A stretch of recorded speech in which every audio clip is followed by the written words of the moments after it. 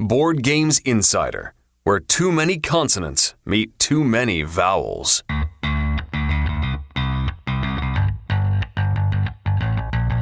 This is Board Games Insider, where publishers Ignacy, president of Portal Games, and Stephen Bonacore, president of Stronghold Games, discuss the hobby board game industry from the inside, providing you with news, advice, and a look behind the curtain into both of their companies. Ladies and gentlemen, here are Ignacy and Stephen. Hello, Ignacy, Portal Games. And this is Stephen Bonacore of Stronghold Games and Indie Game Studios. Ignacy, this is episode 126. We're recording it on December 5th, 2019. Board Games Insider is a proud member of the Dice Tower Network, and we love Tom Vassell. Well, for today at least. Yes.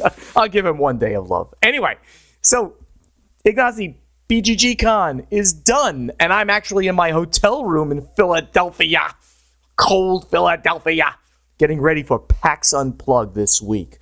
And what are you doing over in Poland? I am in the Ignacy Trzewiczek's house, and I'm enjoying my time this week, and I was at the convention. It was the last convention for me this season.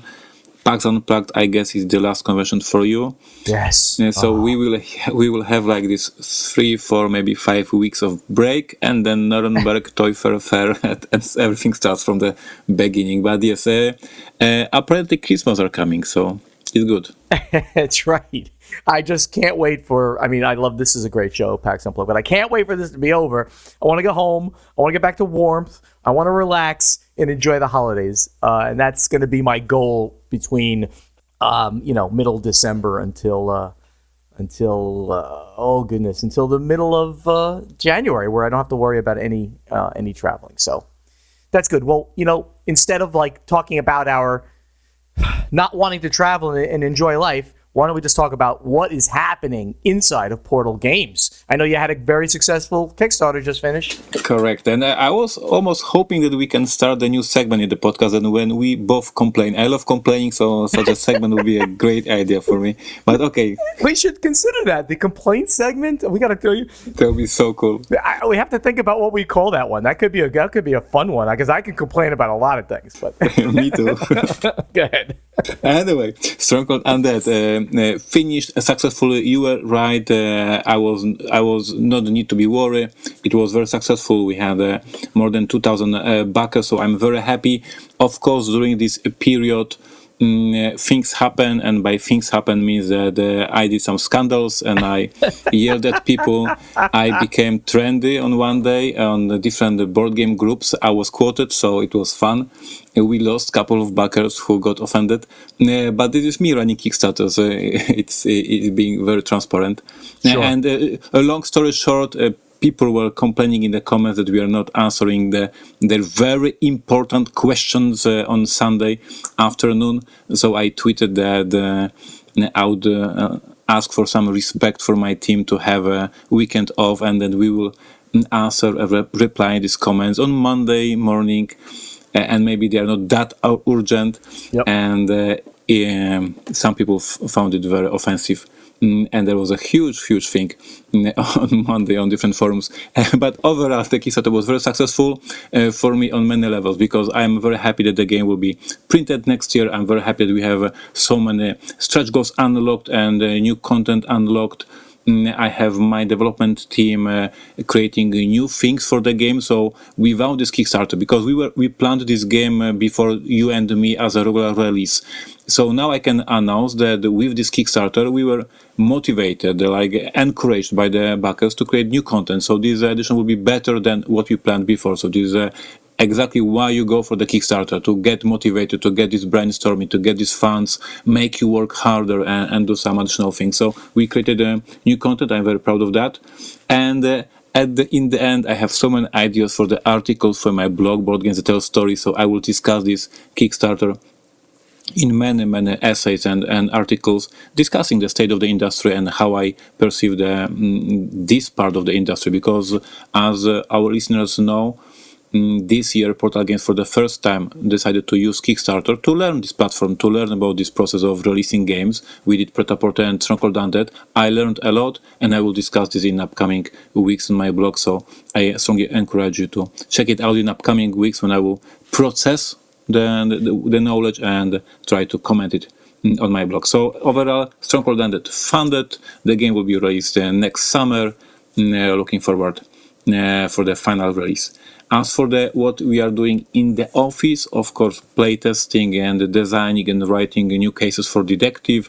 At Essen, we announced the Detective Season 1. This is like a prequel to Detective, the simpler cases for the much mass market audience, simpler, faster, quicker. So we are working on this right now.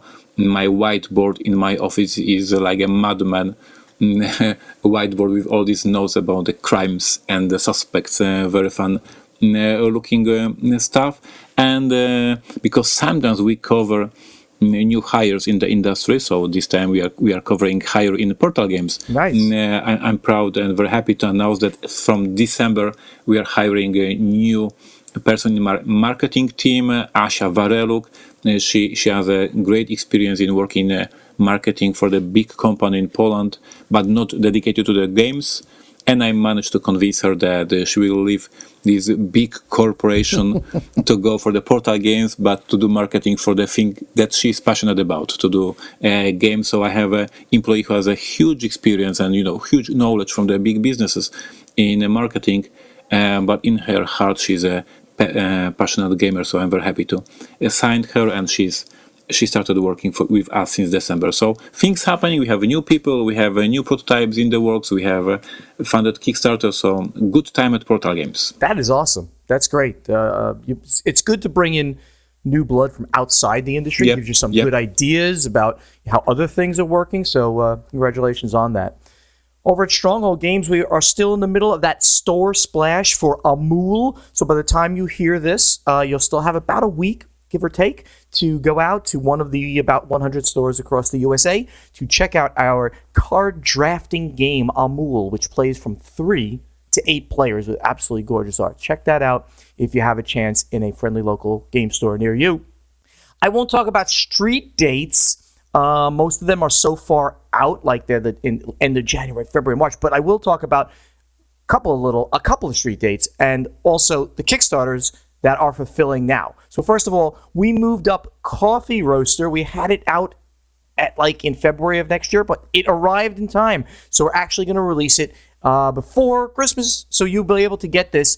The street date for Coffee Roaster is now December 23rd, and that's the solo game. So you know what? Go out and get yourself a present just for yourself for solo play. What a great idea that is. Coffee Roaster, our remake of a game that had come out only in Japan in a very small print run, now with all new art. Coffee Roaster, solo play game. Check it out. December 23rd is the street date. And I had already mentioned that Terraforming Mars Turmoil was going to make a very special street date created just for us by our friends over at PSI. And it is on December 31st. So it's a New Year's Eve party. Everyone maybe play Terraforming Mars Turmoil with the Turmoil expansion on New Year's Eve. I think that's a great way to celebrate the new year.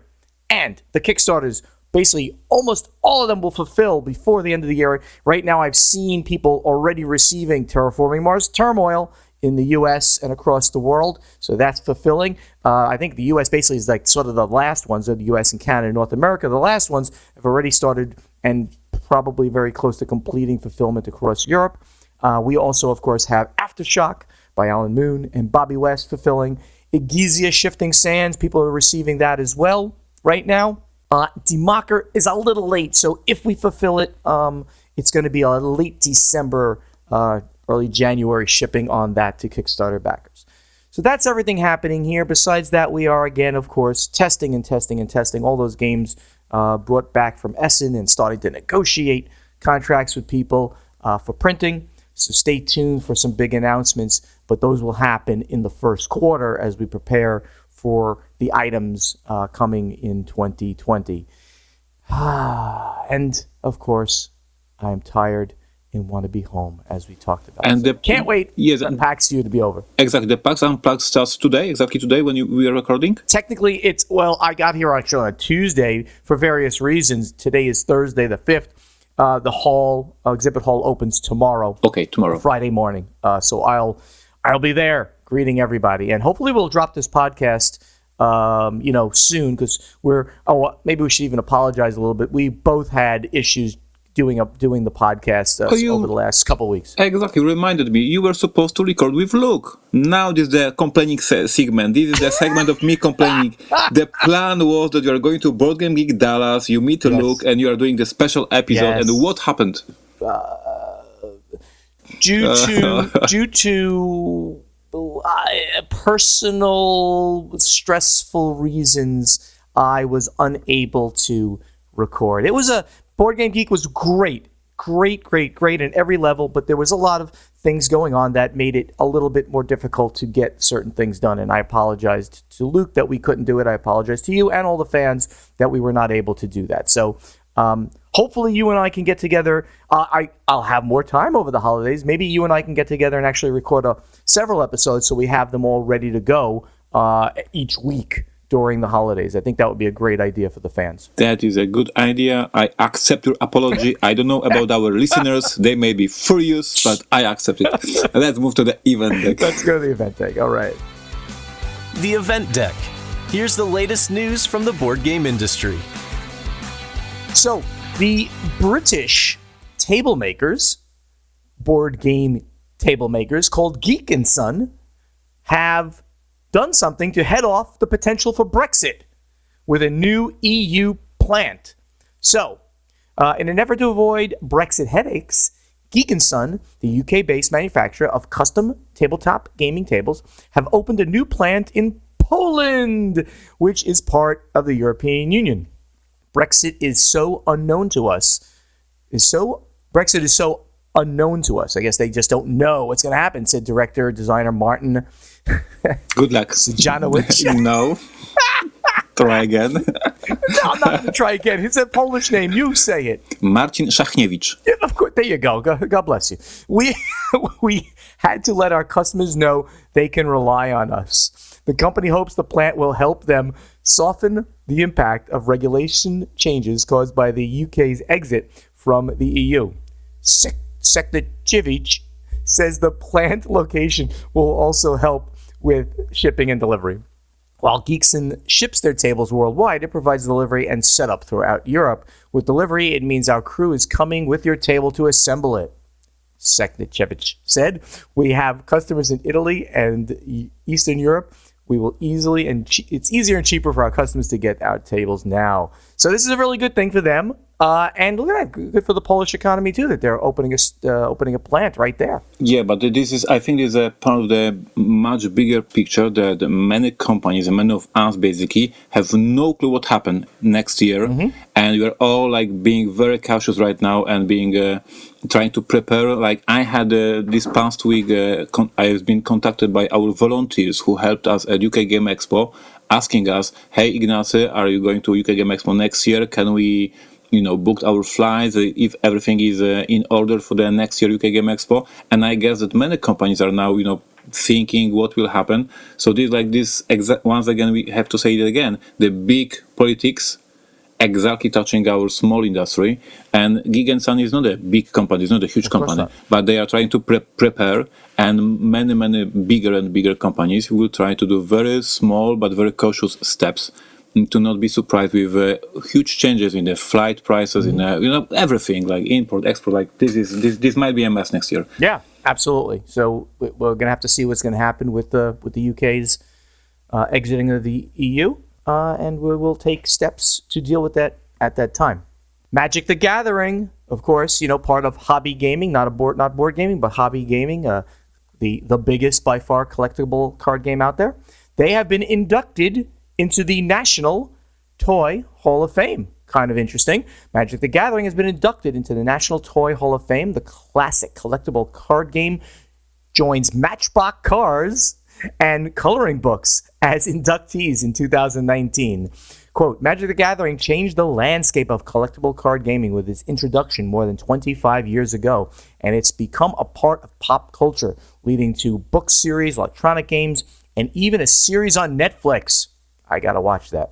The fact that it continues to maintain popularity is a testament to its revolutionary gameplay and constant evolution, making it engaging for beginners and experts alike, said Shannon Simons, a curator at the Strong National Museum of Play.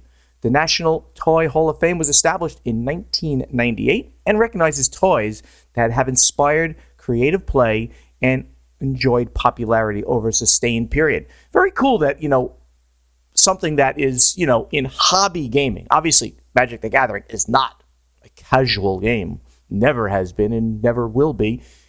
But it's available in so many places. It has gotten to the notoriety that has enabled it to be put next to things like Matchbox cars and coloring books in a Hall of Fame. So this is a very cool thing for our industry in general. Yeah, we geeks are very happy seeing that we are recognized, and our toys, our games are now recognized by the such an institution. My question for you is, and now I'm being serious, because this press release says that Magic the Gathering changed the landscape of the collectible card gaming. So my perception was always that Magic was the first collectible card game, and it started the whole buzz for the collectible card game. But I know it only from the TV, because I was not living in America. There was the whole thing with the baseball cards, football cards. These were collectible cards with the sports people. This is how it worked. Basically baseball cards, but also football cards. This was something to play with, or this was just to collect? They were just to collect. There were people who would play games with the cards, but it was quite an unofficial type of game. That officially it was not a game. It was just that you were collecting the cards, right? That is absolutely correct. When I was a child and I bought baseball cards, we did play something. But it was not something that said hey, you use this to play a game with. It was not that. We did a game that I think people in who knows, in my neighborhood did. It had to do with flipping cards and matching colors and things like that. But it was not a game. Yeah, the way that they put it here, that it was revolutionary and changed the landscape of collectible card games. It really was the first collectible card game. And it has stood the test of time. So I think that it's sort of a misnomer the way they put it in the article. It is the first collectible card game, to my knowledge at least. Okay, perfect. Thank you for this clarification. No problem. So our buddies Simon, we talk about them a lot, and this is maybe the boring business stuff that Ignacy, he likes to zone out on. Simon has transferred to the Hong Kong main stock exchange, and for me this is very important news. So this is the thing that you were building up for the past 2 years, talking about it. So this is the final of this story, this is the last episode. Well, yeah, sort of the last part of the story, sort of. So I will watch it. So yes, I will watch it. The last episode I can do it. The Stock Exchange of Hong Kong has approved Simon's application to transfer from its current listing on the GEM market, which is the small Hong Kong exchange, to the main exchange. The transfer will not involve any issue of new Simon shares. The company first applied for the transfer in July 2018, but was unable to fulfill the requirements. It renewed the application in April and then again in October of this year. Trades on the new market will begin on November 19th. So they've already started trading on the main Hong Kong Stock Exchange, which is very interesting. The company believes that a listing on the main exchange will enhance its brand and product awareness, which will help expand its shares and marketing capabilities. It also hopes to strengthen shareholder confidence. Simon have asked for a waiver that normally requires the company to have a management presence in Hong Kong. So obviously they do not have a management presence there. They're based in Singapore, and they have offices in various other countries, including out in California. The company will also change the way it releases financial reports to meet the standards of the main board. The new stock code will be 1792. So anybody out there can actually go out and buy Simon stock on their new listing on the Hong Kong Stock Exchange under stock code 1792. I've never seen a stock code that actually is numeric, but it must be. So I followed this. I have followed this story very closely for a number of reasons. First of all, they're the only company that is in our core hobby board gaming space that is a public company that you, everybody listening to me, can go out. They could have done it previously, and now they can go out and they can buy CMON stock and be part of the industry in effect. And of course, with my background in IT on Wall Street, I am intimately involved in stock trading and things like that. CMON's financials are of public record due to this, so I love looking at their financials. That again plays into not only my background, but also, hey, I'd like to know how big they are. I'd like to know what their expenses are. I'd like to know all this stuff, and now we can all find that out. So, boring maybe to you, Ignacy, but this to me is one of the best stories of 2019. Yeah, so I have the final question for this whole series of the news. Okay. Should I buy some actions or not? Like, do you recommend to be investor in CMON? Ignacy, I am not a financial advisor, nor am I your financial advisor, so I cannot comment on whether or not you should go out and buy any CMON stuff. That is my official announcement on that. I know, serious, and in seriousness, it would be inappropriate for me to advise anybody out there. I'm not telling anybody out there to go out and buy CMON stock. We know they're a great company. You should do your due diligence, as it's called, to go out and check to see if it marries up with your financial goals. That's my official way of putting it. Perfect. All right. So what do we have here? We have Pegasus Spiele and Lion Rampant Inc., an exclusive distribution deal for English language titles. So German publisher Pegasus Spiele have announced that Lion Rampant Imports, that's a Canadian company, will be its exclusive distribution partner for English language titles in Canada. The company said this was part of a plan to strengthen the brand internationally. The deal will include such titles as Talisman Revised 4th Edition, Crown of Amara, and Undo series titles. Pegasus Spiele has had amazing success in Germany, and now we get to help them bring their key and new titles to the Canadian market, said Ross Fleming, director at Lion Rampant Distribution. Lion Rampant Imports has been active in Canadian gaming market for 27 years. It was acquired by Asmodee in August. So this is also part of the big Asmodee conglomerate, which is very interesting. This is very surprising news for me. I don't know how you find it, but first of all, Pegasus, as we were able to see, Pegasus was for the past 2 or 3 years trying to do a presence in American market. They were presenting their games at the Gen Con. They had their booth, so they were trying to have a presence in America.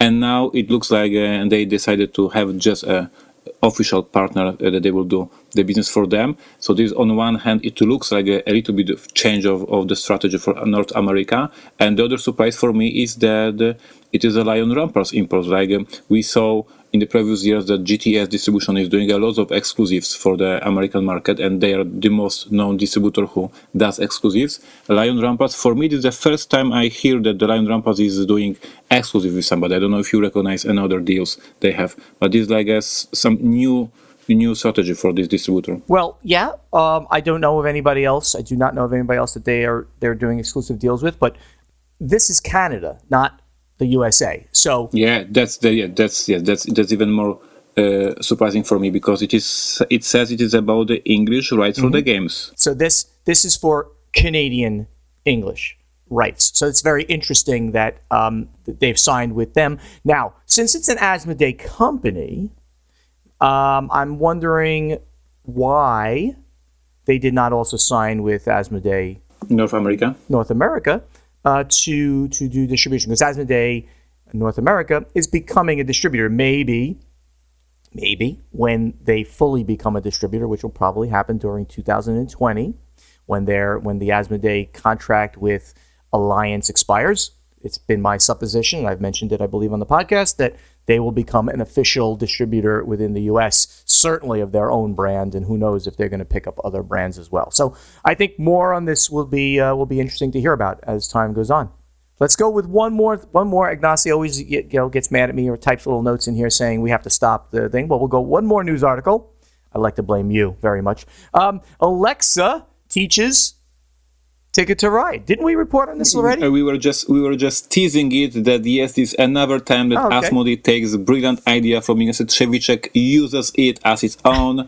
This is Asmodee trying my best ideas. Well, congratulations, Asmodee. The idea is brilliant. And on a serious note, what we try to do this year, and we are not ready with a supporting skill from Alexa to teach Monolith Arena and to play Detective. Asmodee with their Asmodee Digital, the great company, the great team, they managed to pull it off, and now you can buy Ticket to Ride and then go to Alexa skills and not only have the game explained what I try to achieve with my Portal Games Digital, but as far as I learned, as I saw it, you can also even play against Alexa, which is one step further than what I try to achieve with my Portal Games Digital. So I am a strong believer this is the right strategy. And I when we announced that we are doing it for Detective and for Monolith Arena, I was saying that I can see other companies going in this direction, and here we are a few months later. Asmodee is doing that, and if Asmodee is doing that, that means other companies, if they only have the skills, if they have the team to pull it off, because you have to have IT people to create such a skill. But if you have a team, you will go for it, because there's so many Alexa devices in America. There's so many households that have this device in the living room. It will help so much to play the game and just have some questions, and Alexa will answer them. This is brilliant. Congratulations to Asmodee to listen to Ignacy and taking his great ideas. This is it is great, especially with a product like Ticket to Ride, which obviously has come and has gone across the hobby into mainstream, and a truly great game being brought from our hobby right into mainstream. You can play obviously Ticket to Ride with grandma. I mean, just about. I mean, she won't be as competitive as you or I might be, but it transcends our hobby. And for them to be doing this is great. Just a couple of things from the article on ICV2. After issuing the commands, Alexa launched Ticket to Ride or Ticket to Ride Europe. Both of those games will be supported. Players are guided from setup to the end of the game with full rules walkthroughs for new players. For experienced players, Alexa can customize the number of players and track remaining trains, the longest route, points, and more. Alexa also provides thematic background music and sound effects while each player takes their turn. So really a nice implementation of the technology that they're doing. So I look forward to this. I'm gonna definitely get my Ticket to Ride out this coming holiday season and put that to test, see how it works. That'd be a lot of fun. All right, so I think we're gonna move on now. Let's go over to strategy and tactics. Strategy and tactics. Some advice for you from Board Games Insider. All right. In our strategy and tactics section, we take questions from our Board Game Geek Guild. So let's get right into it. Rob Pearson, who's rep third on Board Game Geek, I would like to hear more about printing board games in America. I want to say Stronghold had looked at it or partnered with a U.S. printer for some things. What came of that? Do you think more isn't printed here due to cost, or are we just not as good at it as Panda, etc.? And he says, thanks. Love the insight and publishing side of the hobby. So, Rob, the answer is yes. Stronghold Games does print some things, couple of things in the U.S., and that specifically is Terraforming Mars, our flagship product. Part of it, not all, is printed in America at Ludofact USA, and part of it is printed at Ludofact Germany. We also do the Hellas and Elysium expansion occasionally at Ludofact USA. Now, why is it not more things being done in the USA? It is essentially a cost issue. The printing in the United States is simply very cost prohibitive because Ludofact Germany created its or bought a company here. They were able to leverage their very large economies of scale. They were able to become somewhat competitive, but it's got to be on sizable print runs really to be competitive enough. At least I think most printing is still going to get done in China for most games, and then in various places in Europe for other things. America's never going to become, at least in my foreseeable future, never going to become a major player due to the cost of doing so. Yeah, but we were not using American printers, so on my side, no comments. Like I have nothing to say here. Simon Nile, who is Nile 2006, he says, "Hi, Ignacio and Steven." I like the fact that he calls you Ignacio. He made you Italian or Spanish. What are your views on app-driven rules explanations? Look at that. Perfect timing. Talked about this, and we have it covered. Perfect timing. Do you think they will ever replace rule books? I know that Dizid.com are driving the idea of using an app to teach games, and that publishers such as Rudy Games use an app to both explain the rules and drive the gameplay. Personally, I actually enjoy reading a physical rulebook and drive running the game, but with technology moving into our hobby, I can see that the days of rulebooks may be numbered. What do you guys think? Go ahead. Why don't you tell us about that? Of course, I'm a huge believer in new technology, and rule books is the terrible element of the game. You have to read it. It's boring. It's a learning. It's always bad. So if technology can help us, I know that this is the future. And when I discuss with different people, I do interviews, I do some seminars, and there is always this belief that no app, no skill, no website will suppress the rulebook, that you always will have to have a rulebook, and watch it played only help, but you have to have a rulebook, that the skill set for the Alexa device will only help, but you have to have the rulebook. And on one hand, this is how we see the future today, that we see in the future that we will use some apps and we will have the paper rulebook just for reference. This is what we can accept in the future. But on the other hand, I can see my library at home. I used to have encyclopedia, the big heavy books with the knowledge, and I don't have them anymore. And back then we couldn't think that you can live without encyclopedia, that you will not have a dictionary at home. And now we all check everything on Google, and we check everything in the internet, and it is so easy for us to use a dictionary from the internet, and we don't need any more paper dictionaries. So maybe in 5 years, maybe in 10 years, we will get used to the fact that we are buying the game and we learn how to play the game from the internet. And I don't know. Like, I know that me personally and we as an industry have to do everything we can to get rid of this paper rulebook, because it slows the process of playing the game. Yeah, I'm gonna say a little bit on the opposite on that. I don't believe we're ever gonna get rid of paper rulebooks. We're selling a physical game. We will always have paper rulebooks. Period. More rulebooks will be done like via Alexa and things like that, but it'll be a sort of like the way apps are coming a little bit into our hobby. It's going to be the same kind of thing. We're going to have some use of it. Most people will continue physical. Physical has got to be the way, because we're selling a physical product, and over time we'll get a little bit more. All right, so we have Adrian Dong, who's Adrian D1 on Board Game Geek. Congrats on your upcoming 100th episode. So he put this question up there a while ago. I've been listening for a couple of years, shortly after I got into the hobby. These questions are about promo cards. 1, how do you decide which games get them? A number of Kickstarters for media content creators offer promos. Is that ever part of your planning? Why don't we do this one at a time, because he's got 4 questions here. So, yeah, we do promo cards when it makes sense. We will create them when we want a little extra content. Obviously, popular games, we do extra ones. Terraforming Mars has got a whole bunch of them, for instance. And occasionally, for some of the big people out there, like Tom Vassell, the Dice Tower, will create some special ones because he's got such big reach. Yeah, so this is the same fact for me. Like when we release a game for the American market, like Imperial Settlers, like Detective, like First Martians, we are doing the promos because we will do pre-order system, we will do convention appearance, we will have to have the buzz for the game, we will want to have these early adopters, the first place who will buy the game and will price the game. So for the big releases for us, we always plan some additional promos. It is maybe additional character, it may be additional powers, abilities, etc. But of course, in Poland, I release like 40 games or 30 games a year. Not for every of these games we have a promos. It is only for the biggest releases.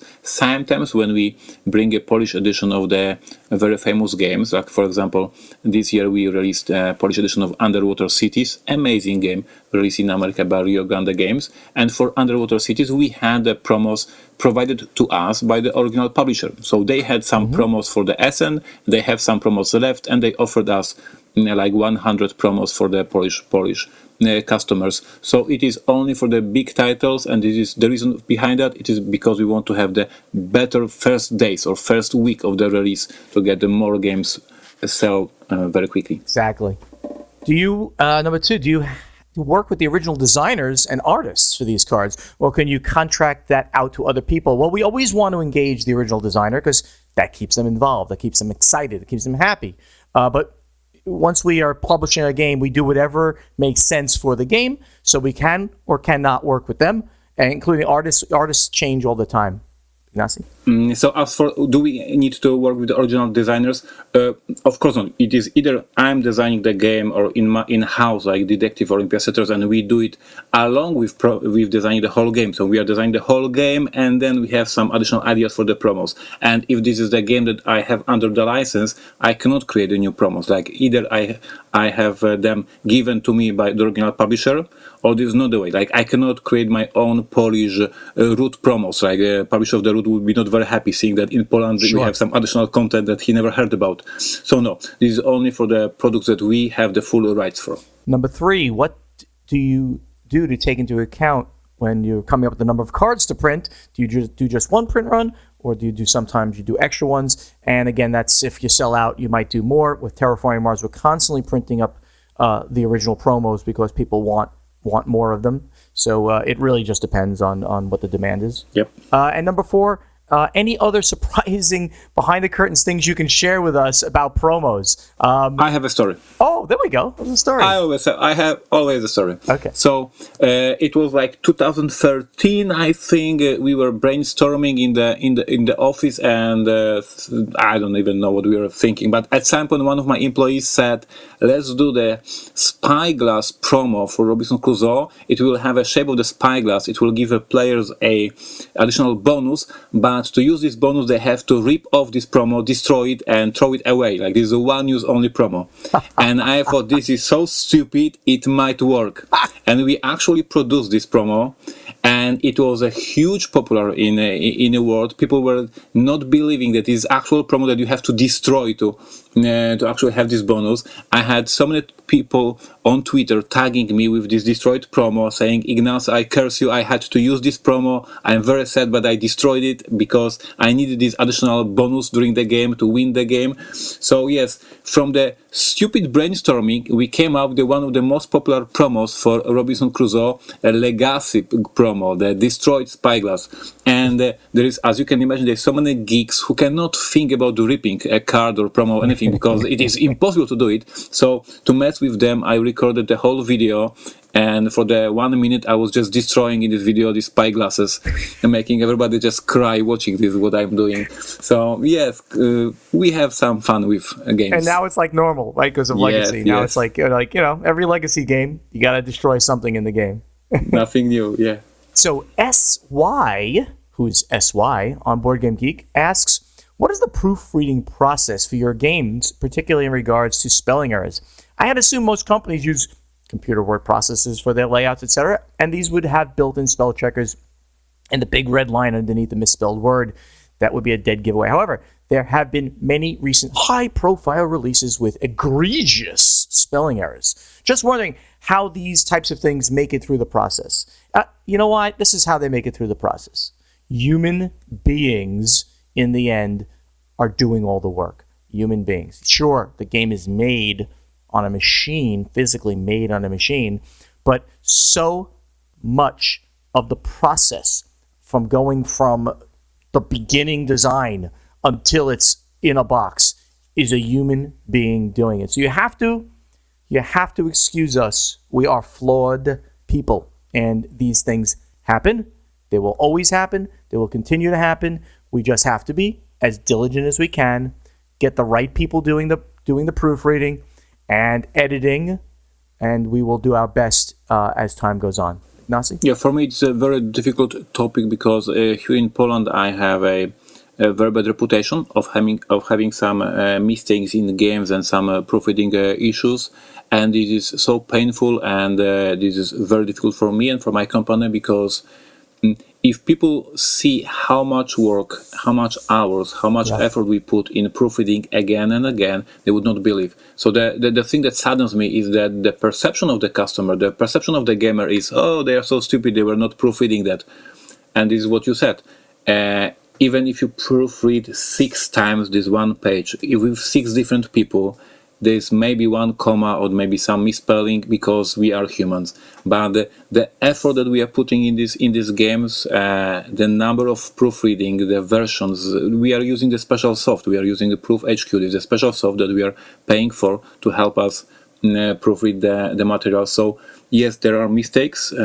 They happen because there's so much work, there's so much rule books, there's so much cards, there's so much text involved in the board games, especially these special board games, these heavy board games. And the thing is that then the gamer looks and what are jerks, they are not proofreading. Oh my god, we really spend hours and hours reading this again and again, and I have a huge team of people double checking everything, and then something just goes through this proofread and you don't see this small mistake and you're so sad and devastated. Yeah, no, it is, and you feel bad about it. We all do. And we'll just continue to get better at it as time goes on. Especially hard for you guys, who English is not your native language, and you're writing in English. Yeah, our editions. It makes it even one level harder for you. Yes, our editions of English games is, as you said, even harder because we will not see them. Like we are not that good in grammar, we are not that good in spelling, so I cannot see it. Like I have to trust my native speakers, helpers, and editors. So yeah, this is an additional level of difficulty. Very good. Okay, let's go over to our next segment, the new one that we use, playtesting, where we question you. Playtesting, where Ignacy and Steven question you. So we question you. That means that first I question Steven, and then we both question you guys. I was wondering, did you play role-playing games? What do you think about role-playing games? We see in recent months and the years that there is huge increase of role-playing gamers. There is some gamers who stick only with Dungeons and Dragons. Some of them play board games and Dungeons and Dragons or other role-playing games. Here in Poland, in this past year, there is a huge increase of the role-playing gamers, and we see them at the convention. We have a new edition of Call of Cthulhu in Polish. We have a new edition of Dungeons and Dragons in Poland. So there is a huge movement of role-playing games. I am this year re-releasing once again the books that I published like 10 years ago. So there's all the texts that I wrote are back in print finally. And so my question is to Steven, did you play role-playing games? Do you like playing role-playing games? Do you still play role-playing games? And of course the same question is for our listeners. So I'm a huge fan of role-playing. Awesome. And I would go so far as saying, I'm a ham and I like acting, and role-playing is really, to me, it's not about going out into a dungeon and hacking and slashing, though you do some of that. It's about becoming another character and being that character for the 2-5 hours that you sit around the table and play it. So I really love role-playing. Sadly, at this moment of my life, I am not in an RPG at all. I lost my group, in New Jersey when I moved to Florida, but I certainly have not lost my desire to play in a role-playing game. So I'm going to, at some point, hopefully in the near future, get back into a game.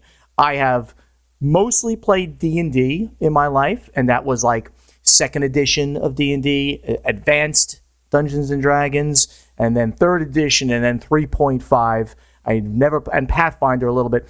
I've never played edition 4, and I've never played edition, which basically no one liked anyway, and I've never played 5th edition D&D. Of course, I'd want to do that because I hear 5th edition D&D is awesome.